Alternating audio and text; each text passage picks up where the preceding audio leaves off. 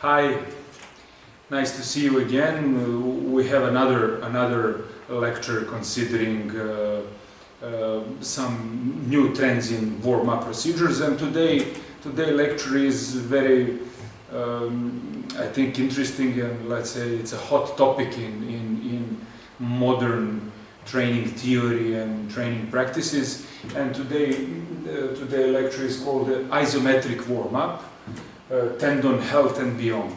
You remember maybe that last couple of times we were speaking of different ways of dealing with warm-up procedures, and this is one of the most interesting thing nowadays when we consider warm-up. So let's start in 10 to 15 minutes. I will try to explain some interesting details considering these new trends. First of all, let's just in short notice explain what the isometric means.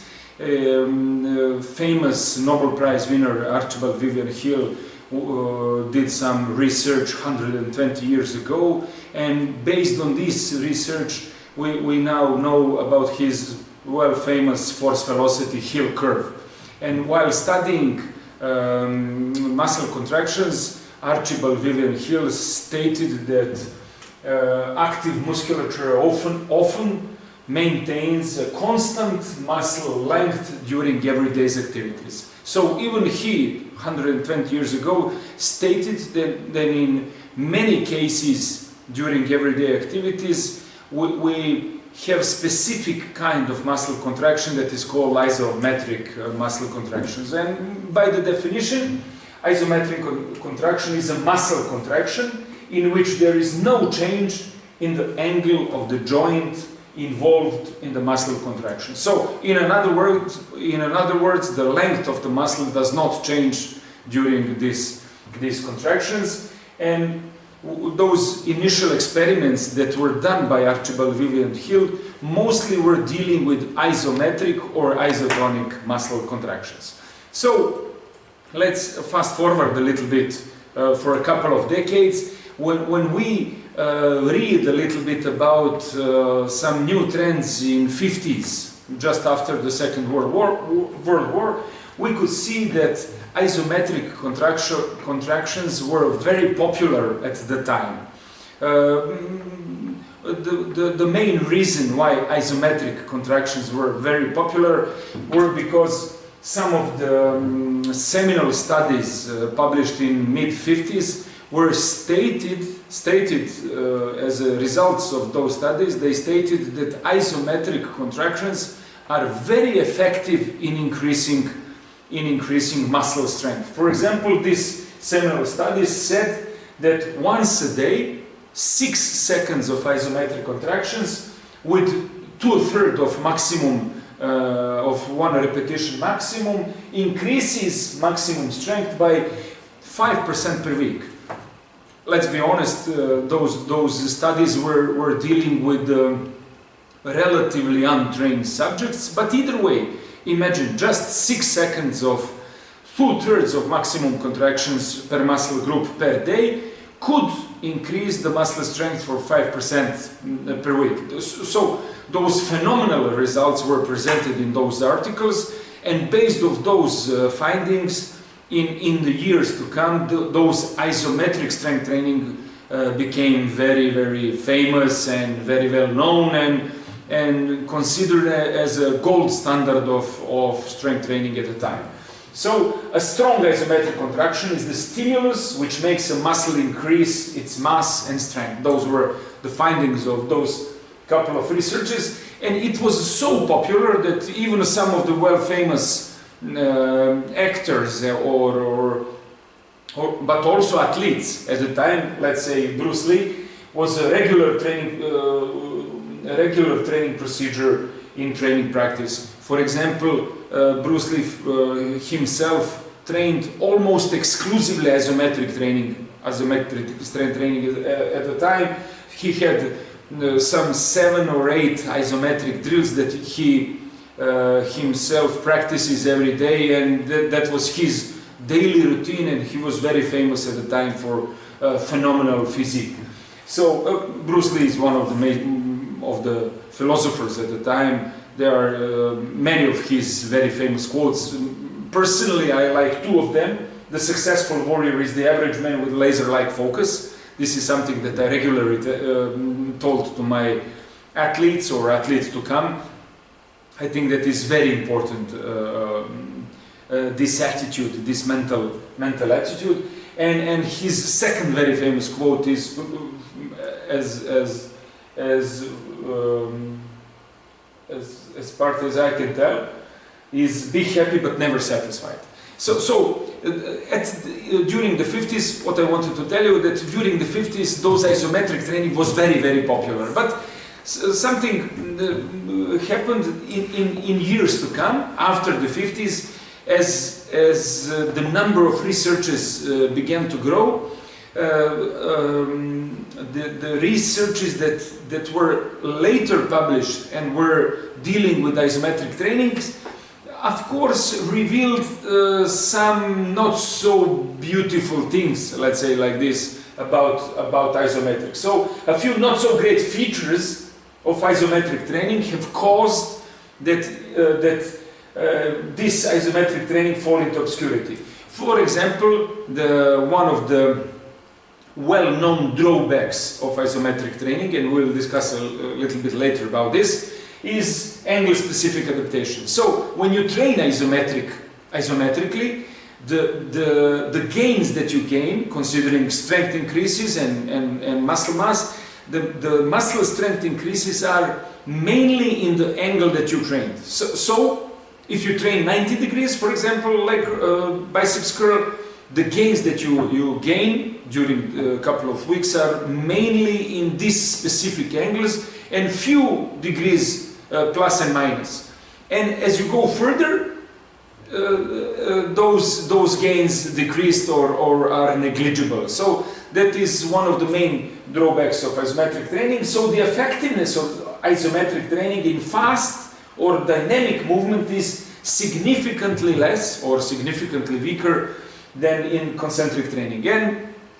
And that was it. And soon after the 50s, in the mid-60s, when we look at the history of sport training, there were fewer and fewer people that continued to train isometric training. And then for several decades, nothing happens, but then suddenly in the second decade of 21st century, we had something like a return of the Jedi. And this is why I put this picture on the slide, because suddenly we have a new trend, isometric training rise from the dead, let's say like this, and suddenly when you look at the Google and you read the articles and you read the what everyday practices is consisted of, suddenly there is again isometric training as some hot topic. Why? So generally we can say that there is a rebirth of isometric training. And how come? Well, mostly because of injury prevention. In two specific domains we have isometric training nowadays: core stability, and this is as soon as the turn of the 21st century, core stability become the hot topic in sports training generally, and it is consisted basically mainly of isometrically training core musculature. We will not discuss in details about this, because I think that the second topic is the second reason why isometric training is so popular again nowadays, as it was 50s in the 20th century, is the tendon health issue.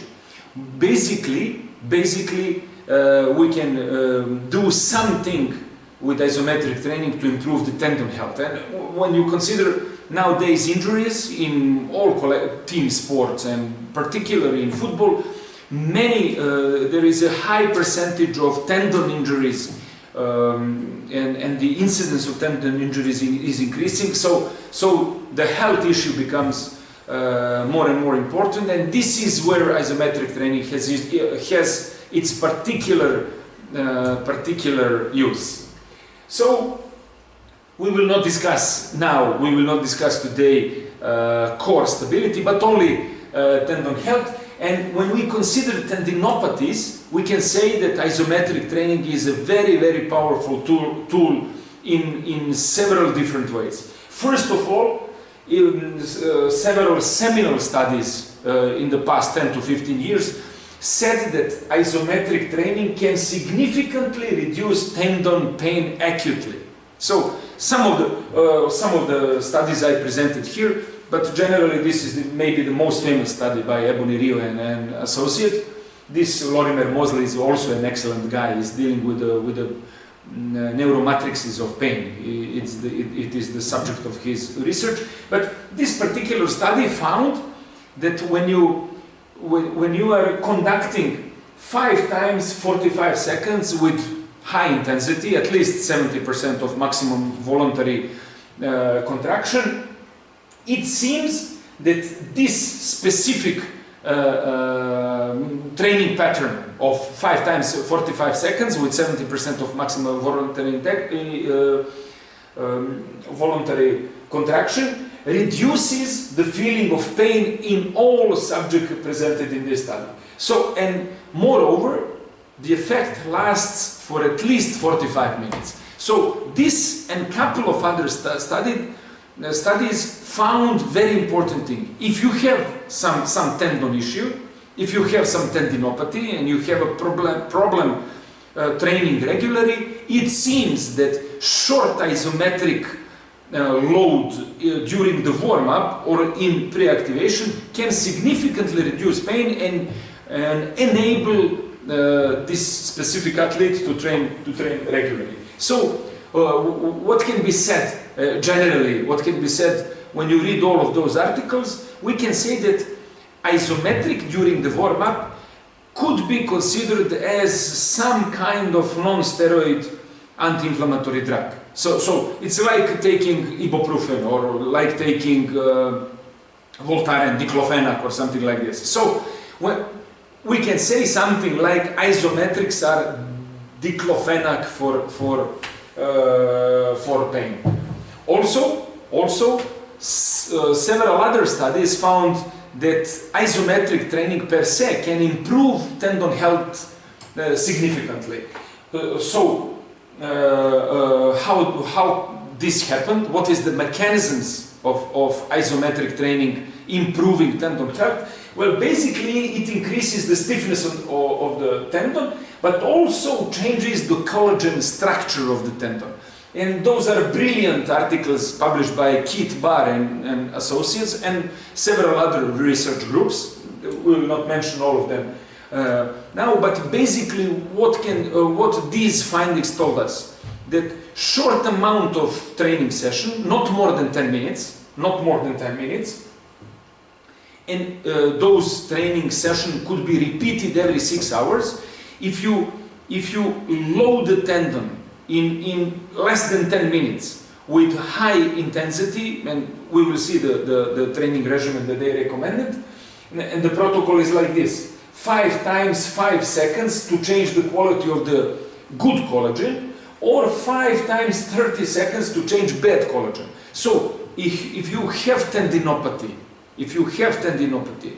you can do 5 times 30 seconds with 2 minutes rest or even less rest with high intensity. The load must be over 80%, and it produces, through viscoelastic property of the tendon, it produces one magnificent effect. It can change the bad collagen structure. If you don't have tendinopathy, if you don't have tendon problems, but you want to improve the tendon health, you can do even shorter period, shorter exercise, 5 times 5 seconds, but above 90% of maximally voluntary contraction, and you can change in couple of weeks, of course, not in one training session, but in couple of weeks, you can significantly improve the collagen health and the tendon health per se. So the only mandatory thing is to have at least 80% of maximum voluntary contraction. And on this slide you can see, I will not explain in details the mechanisms, but it's great. it's called hysteresis, or as the time with high load of the tendon increases, there is one effect that good tendon collagen decreases its stiffness, and the force starts to be conducted through bad collagen region. And when the force is conducted through bad collagen region in the tendon, then this is signaling for protein synthesis of new collagen in the bad structure of the tendinopathies. It's one marvelous mechanisms, but we will not go further into details. Also, not just considering tendon health, isometric seems to be very important per se for improving performance. Most likely you know about Carl Dietz, or I don't know how to pronounce it in his original language, but take-home message is, you know about triphasic training. Every movement in every athlete in the world is consisted of three phases. Eccentric phases, short isometric phase, and relatively short concentric phase. And for every athlete, it is very important to have high level of isometric strength in this specific joint angle, because increasing the level of isometric strength will increase the power production in concentric phase. So the net effect of the concentric phase depends a lot of the eccentric and particularly on isometric strength level in this specific joint angle. So increasing the isometric strength will increase overall performance in every movement that consisted of eccentric, isometric and concentric part of movement, and basically those are almost all of the movements that all of the athletes conducted all of the time. So increases in isometric strength leads to several important things. It will increase the activation of motor units. It will increase the discharge frequency of motor neurons, and generally the consequence is that the athlete will possess greater absorption of eccentric energy and transformation into concentric part of the energy, and generally greater power output. So what can we say? There are some also additional benefits of eccentric training. It enables maximum activation of motor neurons, for example, which is good for pre-activation. Isometric training is very good. Isometric load is very good if you want to induce post-activation potentiation effect, or to induce the higher power outputs for the dynamic movement patterns just after isometric training. So it is very good for the development of power parameters, and significantly increases time under tension. So generally isometric training is very potent stimulus for power, for strength development overall. What is why it is interesting to us, this isometric training? Well, it has a great benefit for overall muscle strength, muscle power production, and it is not energy demanding. So significantly more economical than the dynamic mode of operation. So in the period of congested games, you have great opportunity to preserve strength level without doing dynamic regular strength training, but conducting just isometric strength. Or during warm-up, it is a simple and effective way to improve tendon health and acutely and chronically increase power performance. So isometric training is, let's say, a spice in the warm-up procedures that can increase both health of the athletes and both performance of the athletes. So I will present you just a few drills for the specific muscle groups. Let's say for the quad, this is the first drill, reverse Nordic. You can produce it 5 times 5 seconds or 5 times 30 seconds. This is the first drill. Or you can do well-known wall sit drill. You see, isometric. It's very potent stimulus. Or Another quad drill, split squat, with also gastrocnemius involvement. Just a couple of minutes. One of those drills will improve quad strength heavily. Hamstring drills, long lever hamstring drills. If you practice with a long lever, then the effects are much higher. Or single leg deadlift, but isometrically, loading the hamstrings.